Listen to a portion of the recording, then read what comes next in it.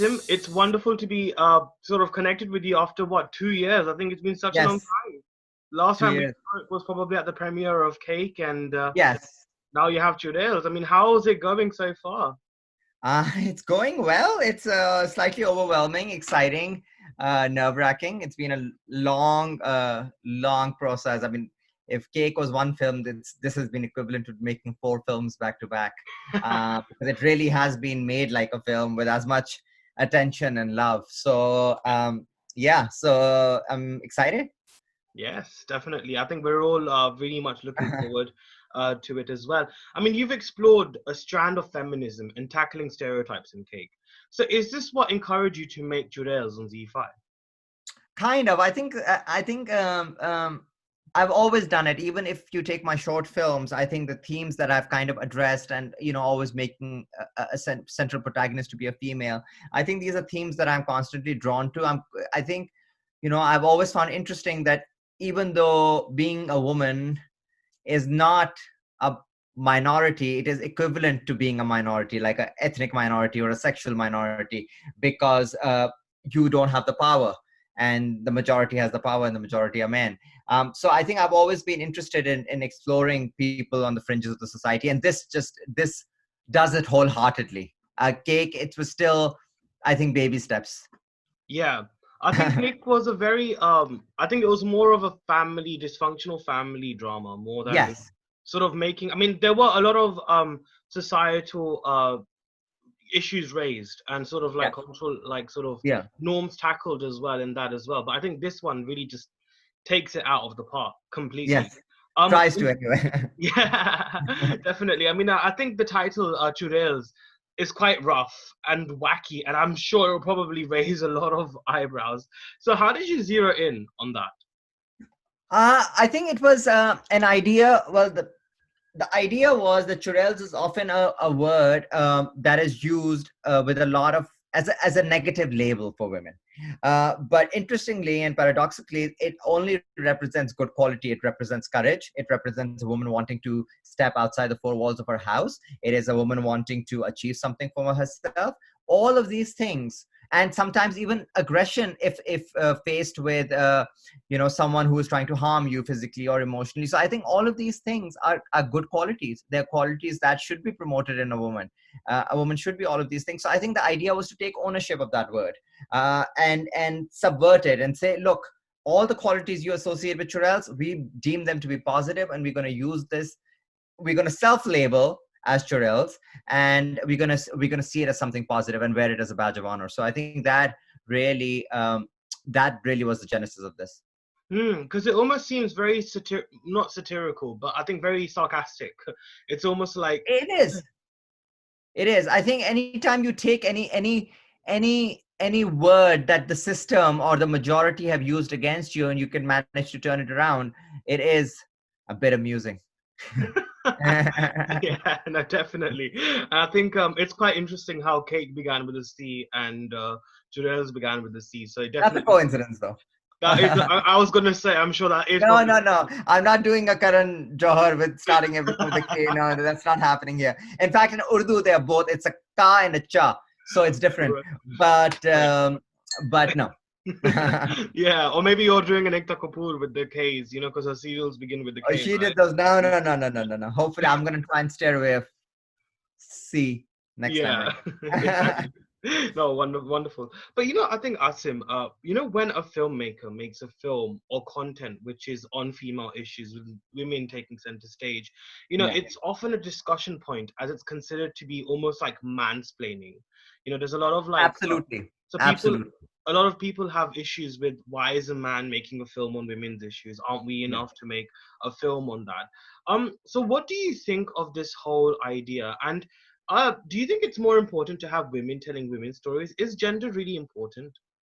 I do, and yes, and this is the only thing. While I was making this, I had like full liberty from ZEE5 to creatively take it wherever I wanted to. I had no restrictions, so I had no worries in terms of the story I was telling. My only worry was that I didn't want a woman to say that it's a man telling our story, because no matter how much I can be an ally for women, no matter how much I can talk about how many women I have grown up with in my life and always been surrounded by them and um, uh, try to try to see what those issues are. I am 1 degree removed. I do not walk in a woman's body. I do not walk the streets and get touched up. I do not have to compete that much harder to get the same job. I don't have to do any of those things. So there is a degree of separation, and the only way I can combat that is by surrounding myself with women, both in my personal life but also professional. I had 2 script consultants, both females, who were on this from day one.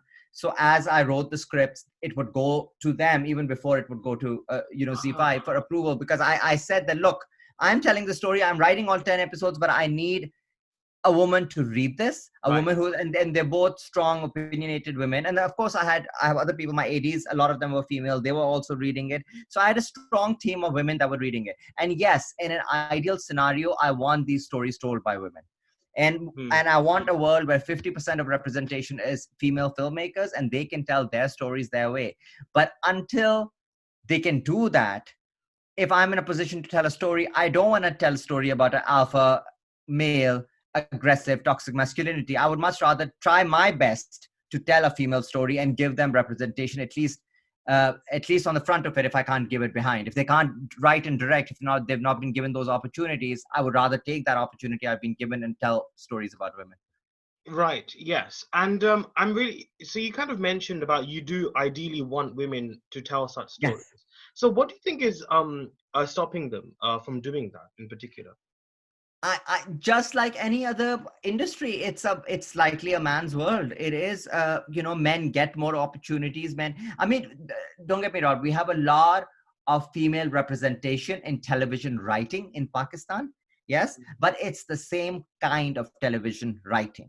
You have selected a few digest writers who you believe can tell scripts that get you the TRP ratings, and you keep using them to tell similar kind of story. Even if the stories are different, the woman remains the same. She on superficially she might change, but at the end of the day, she will prove herself to be a damsel in distress who needs a man to rescue her. And that's the trope that is again and again used in television, even by female writers. So, there is an element of internalized misogyny that is at work in our societies as well. It is not just men doing it.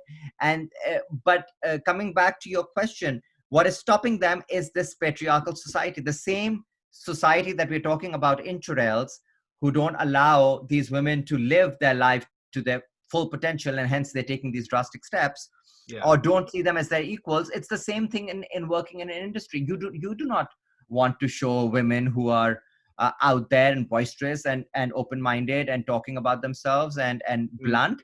You want to show someone who's timid and listens. And same thing with female filmmakers. I don't think they get the opportunity. The right type of female writers and directors do not get the opportunity to make films and television. Of course, I'm not discounting again that they also are the primary caregivers.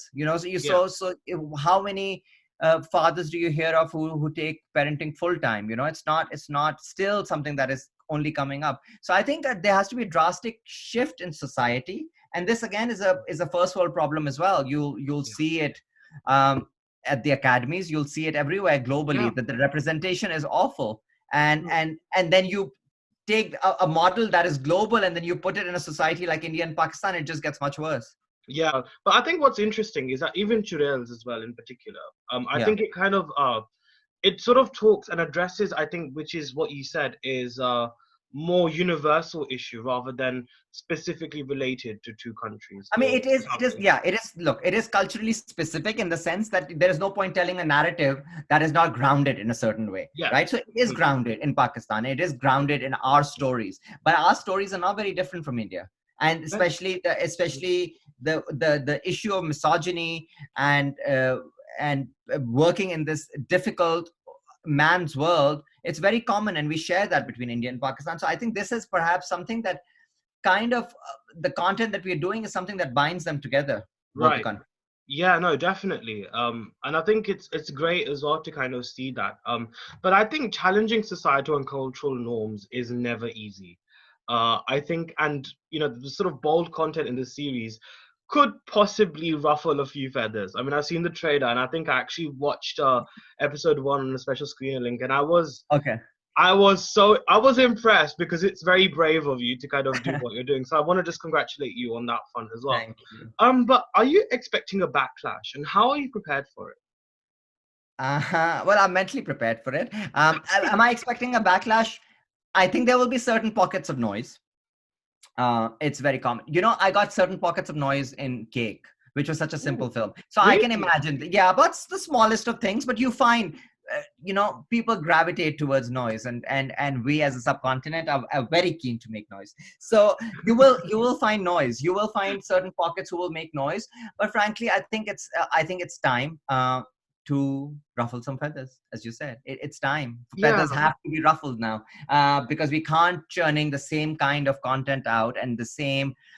You need to shake it up. You need to shake it up, and we are at the forefront. Now, I personally have been given this opportunity by ZEE5 to make content that I want to make without any restrictions. I'm not going to waste that opportunity telling a right. story that has been told 100 times before. I want to tell a story that is not getting traction on television, that is not getting traction in cinema, Cinema. and tell it, unabashedly, tell it bravely, and put women of all ages, of the entire spectrum, on in the front lines. So I think it's important to tell these stories, and Anuj, audience expectations change. Yeah, Today, the small pockets of noises, when they see this, when they turn into ZEE5 5 years from now, their norms might have changed. They might have had a daughter who grew up to be a rebel. They might have had someone. Their life experiences change. They mm, adapt. When you see it within family, when you see it close to home, when you want to take care of your own daughter and give her, all the happiness in the world, then you start approaching, seeing things differently, or whatever happens in your personal life. So I think the audience for this is going to keep increasing over the long term. It's going to keep diversifying, and I think more and more people who might consider this to be too rebellious, too liberal is the word that they love to throw around. yeah, Tomorrow, I think their conservatism might change, and they might be open to content like this. So that's the great thing about digital. It's from 11th August. It's out there, and it's out there for the foreseeable future, and people can tune in whenever they want to. Today, yeah. tomorrow, in a year's time, 10 years time. For posterity, as they say. And Yeah. I think just sort of speaking on how you said you wanted to make content which is unabashedly and that's out there, that does tackle issues and contain subjects which obviously the films and TV programs don't quite do. So speaking about that, having studied here in the UK, I believe you've got a master's in film from SOAS. Yeah. How has that experience helped you to explore various social issues and cultural norms through a different lens? Well, I think it's taught me I think it's like twofold. I think I did my undergrad in economics, and then I did finance for a very long time before I moved into filmmaking. So I think when I moved into filmmaking, when I joined SOAS, I had matured a lot, and I was doing it when I was 30, and I was kind of prepared in a way that this is not going to be just a business for me. This is not going to be a money making machine. I have left that behind, and I want to tell stories, however small or big they might be, but stories that have some kind of a value over the long term, so have Yeah, some kind of cathartic experience for audience, or have some kind of a some kind of a, not direct preachy messaging, but some kind of important things that it is addressing in what it is saying, or questioning sure. the status quo. So I think those things were important. And what SOAS really did was it opened my eyes and my mind to a lot of different content. I had a course in Japanese cinema. I had a course in Iranian cinema. I had Hindi cinema as well. So I was studying a lot of different cinemas. And what Right. that does, Mm. it kind of opens up your mind a lot more. I was seeing films from countries I had never seen films from before. So you realize that what that core thing is that binds everyone together globally in terms of Mm. cinema, in terms of storytelling, and what is culturally different, culturally varied, and how that kind of can be applied, and what synergistic value you can actually derive from a project, or a film, or a web Mm. series in this case, by meshing those things together. So I think even with Churails, even though it is I have said this before in other words, but I'll repeat myself, that it is very culturally specific to Mm. Pakistan, but it is also addressing something that is very global. It is something Sure. that I want my people in the UK who are not necessarily brown, who are not necessarily from South Asia, to Yeah. be able to see this and say that they can understand this. Right. And so I think that is important to me. Yeah, no, definitely. And I think just wanted to talk about, because we were talking about digital and television as well, just earlier on in the conversation. Yeah. So television content in Pakistan has always been on point. You know, but given the digital platform is quite new and, you know, a popular medium, in what way do you think Churails will pave the way for more Pakistani web series and OTT content?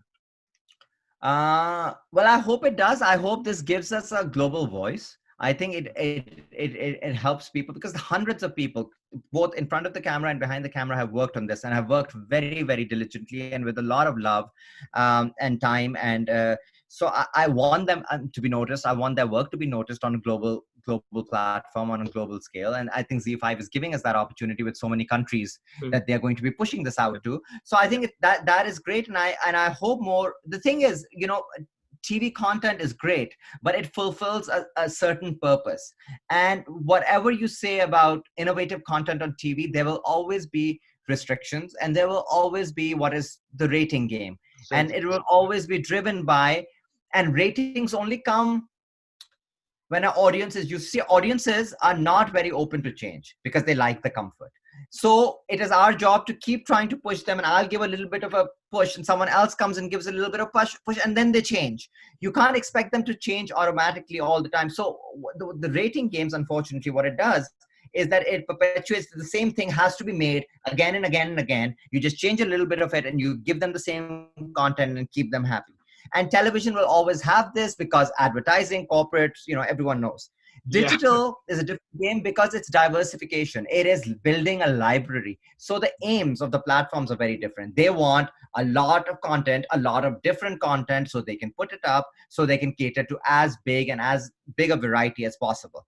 So I think that allows us to make content that is different. I don't want people to think that Pakistan can only make what they're making on television. We can make stuff like this. And there are probably hundreds of other filmmakers, younger, as more better than me, perhaps, who have the ability to tell these stories and just need to be given that opportunity. So I hope this kind of is a stepping stone for all of us into coming into the global world. Yeah, no, my next question was literally an extension of that. And if you could, I know you kind of just touched upon it, but how do you feel an increasing presence of, you know, on the OTT front will impact the dynamics of the Pakistani entertainment industry as a whole? It'll shake things up, and I think it's good because there's a lot of complacency, and there is a I hate the word, but there's a lot of monopolistic existence that is there, which kind of dictates what content gets made and how it gets made. So what is this is doing is that it's coming from the side and saying, hey, hello, notice us, we're making content for digital. So I think that's important. That's important for television people to sit up and notice it. And, you know, my hope is that we can come together. We can come together through TV channels. We can come through with some government relief to form some kind of platform, even in Pakistan, to be able to, you know, we have the talent. It is just the distribution of it that becomes an issue. And if we can all work together, the television industry, the filmmakers, the government in Pakistan, to kind of come up with something and push new narratives forward, I think it'll be a big win for us. I think it's a very similar sort of, I think, narrative as well in Bollywood. From what I've heard from interviews and from conversations that I've had with a lot of artists there, it's almost like creativity and you know, artistic liberation comes at the cost of commercialization. And I think you're right. There seems to be that same sort of friction as well in Pakistani entertainment. Everywhere. It's the nature of the industry. It's there in Hollywood as well. It is there because it's very few art forms that can potentially be very money making, and that thing, understanding and businessmen run that portion of it and artists run this portion of it, and they never see eye to eye. Because artistic value is based in freedom, and business value is based in prudency and trying to do things in a certain way, which artists never likes. So, yeah, that's very true. It's always a sort of a conflict, but hopefully I think this OTT sort of Yes. foray, OTTs. especially onto ZEE5 as well, which is such a big platform. I think it's Yeah. wonderful that you've done that. But I think I wanted to speak a bit about your Yeah. filmmaking styles. Yeah. You combine grim realities and dysfunctional systems and relationships through the coating of like dark humor. So how Yeah. do you fuse this dark and light aspects together in such a balanced manner? You know what? I think that is, I'm beginning to notice that myself, but like, it's not deliberate. You see, I just think I find I love grim realities, but I love talking about grim realities. But somehow, when I actually get to writing it, there must be some funny bone somewhere in there that makes that grim reality slightly funny. And I never planned to, because I have always been really scared of writing anything comical, anything comedy, because I don't think I can do it. I don't think I'm funny, and I never think that I can write anything like a comedy genre. But what Mm, happens is that I think I have the ability to see the whimsy in the day to day, in the mundane. I have the ability to uh, you know just see the lightness of life that just generally is there, even in its darkest moments, and I try and capture that in my storytelling. So I think and that kind of almost happens naturally as well, that in the darkest of moments I'll be talking about something really grim, and someone will say something that makes the situation a little lighter. And I think that was there in Cake, and I think that's yeah, pretty prevalent for a lot of Churails until it gets really dark, and then you can't have yeah. too much comedy. But yeah, I think it does try and find that balance, and you would have seen that in the trailer as well. Yeah, I mean, I think I still can't get over Cake. I mean, I just loved Bill Mam's character. I think even though it's been years since I've seen, well, I've been watching Cake actually so many times since the films, Oh like the yeah. premiere. So obviously, like, I still remember that time where she's almost like where she makes a statement where she's in the elevator, and I think it's a lady in a burqa, and I think her Yeah, daughter yeah, is yeah. there, and she's like, मैं अभी भी bum पे चुटकी मारती हूँ, or something like that. Yes, yes, Just moments like that. I mean, where do you get these? I mean, I know you kind of spoke yeah. about that, but I mean, surely there must be some sort of reference point for you, though, right? So, what would you say that reference point is for you as a For director? well, for Beo's character, it was my mom. For Cake, it was my mom. I mean, she is that blunt and that crazy that she would say whatever she wants to say, and she says, and she doesn't mean to be funny. I think that was the great thing about Beo's character, that she never actually meant to be funny. And that's Right. the best kind of comedy, when they actually don't find themselves funny at all, but they say something that the audience might, or some of the other character might. So I think my mother is like that, and I think she kind of fed into Beo. But I think that's probably given me just a knack for for finding the lightness, like I was saying, in the most difficult of situations, and kind of like not shying away from it. Like a serious scene does not need to be just serious, and a Yeah. fun scene doesn't need, like, the comedy does not need to be just for comedy's sake. I Right. think you find the funniness in the daily, in the exchanges between people, in the relationships. It's naturally, we all live, even we living in dire circumstances, but like I'm sure we all smile every day, and we have a funny moment with a friend or a relative, even though a part of us thinks the world might be ending. So I think that's just there. That thing is, it's just human. Right. That's. I think that's very well said, and it's quite nice. I hope Auntie watches this interview and sort of says that she was a reference point for Bale Mam's character Yes. in Cake. But speaking of Cake as well, I think a huge congratulations, because I think it was shortlisted for the Oscars Yeah, it was a submission. No, it was submission. not in their list, but it was a submission for Pakistan, and it got a lot of traction there and here. So that it was always, it's always good. It's always good to be representing your country, whether you make it or not. Yeah, I mean that must have been a really big surprise for you. What was your emotions like when you found out at that point? I mean, I was happy. I was happy that it was, and it was good for me to me, Amna, Adnan. We managed to get to LA. We managed to Wow. meet academy members who were part of a screening. So I think that aspect of it I'd never explored it before. It was new for us, so that part was interesting. Yeah. So yeah, Wow. something, So I mean, and also it had a second leg of festival releases based on the yeah. submission. So that was really nice. It played at Palm Springs and a couple of other places, so it got a new audience. So Hmm. that's good. Hmm. So I mean, but because obviously, I guess when something unexpected like a submission at the Oscars happens, I think to some extent, even if you didn't have any hope, sometimes hopes apne aap aa jati hai. So did you have like any sort of hope of, getting, maybe a nomination or even winning as well? Did you have any of that hope, and how did you feel when that No, didn't because happen? honestly, I had seen a lot of films that had come out. I mean, it was the year of Roma. I mean, it Oh was just, God. it was some Yeah. brilliant, brilliant films. And I had definitely seen at least 10, 15 of those foreign language submissions. And I Yeah. knew they were all better than Cake. So I would never, just to be considered by your own country, that's, more than enough. I don't, someday with something, but Yeah. not ready yet. No, but you know what? I think Cake has won our hearts, and that's like the greatest trophy you can Thank ever you. get. It beats the Thank Oscars, trust me in that you. sense. But I mean, post that, obviously, that major achievement, how, if at all, have perspectives or expectations changed for you? um, You know what? It was interesting.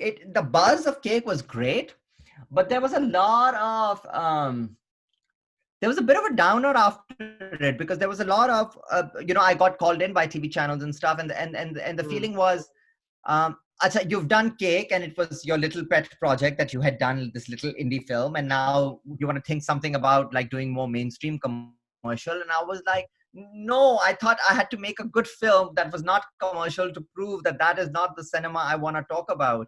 And that yeah. is not the cinema that interests me. So I think that was a little bit like, okay, this is back to ground zero. What does one do? Do you then start the process of finding another investor, another new film that is slightly indie but has a slightly mainstream appeal, the type of stuff that I do? It just felt like it was not gonna be a step up. It had been a step up, and then Mm, okay, start the ladder again. So I think that was a little worrying for me, because I really didn't, and I was playing with these, and of course my thinking had developed since then. With each film you grow and you learn and you want to do something else.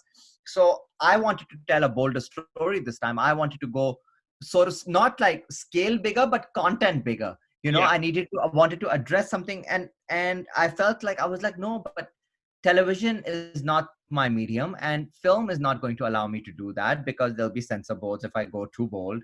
Mm, And frankly, where am I finding the money to make this? Because there's no one knocking on my door to make a film, unless I say I'm going to make a commercial film with lots of songs and dances, and then there's a huge queue. But I wasn't that desperate yet, to be very fair. yeah. So I think this was very opportune for me, that ZEE5 saw Cake, Yeah. and saw something in it, and saw something in me, and kind of and commissioned this project, and allowed me to be creative. Now I'm scared what's going to happen next. I'm scared about it being back to ground zero, and me having to make, I don't Commercial know what. films. But I just I want to be able to tell my stories. Maybe web is the way forward for me. I I think so. I think so. I Yeah. mean, I think you could do very well on. I mean, I'm sure even after Cake as well. I'm sure even you making feature films as well. I mean, obviously, like you said, depending on the financiers and the people who Yeah. are responsible for giving money for making Yeah. content. I'm sure it all depends on that. But I think, you know what, I really think you should stick to what you're doing, because I think it's great. There's very Yeah. few people in any sort of industry where you have those who ruffle feathers. I mean, how I was talking about you mansplaining sort of issues of women. It's almost like, for example, Anubhav Sinha made a film called Thappar recently with Tapsi Pannu, and Yes. that really beautifully tackled women issues in a very Yes, balanced way it as did. well. It did. So I think it's great that you're doing what you're doing, Asim. Honestly. Thank you. Thank you. Let's see how people react to Churails. And I hope men watch it. That's very important to me. Men Yeah, watch it. yeah, And take something away from it, or at least start asking the right questions after the show, I hope. right, definitely. But Asim, you know what? Every time I speak with you, it's always just so insightful. It's just so energetic. और एक zest aa jata hai towards cinema Thank and you. Thank you, filmmaking. Anuj, so much. So it's so wonderful to catch up with you, and wishing you all the very best for Churails, which Thank you. airs on ZEE5 from 11th of August. ZEE5, 11th of August, 10 episodes. Watch it. Fantastic. Can't wait to All watch right. that. And I'll definitely let you know how I found the show as well. Yes, please do. Fantastic. Cool. Thank you, All right. Asim. Take care. Bye. Bye.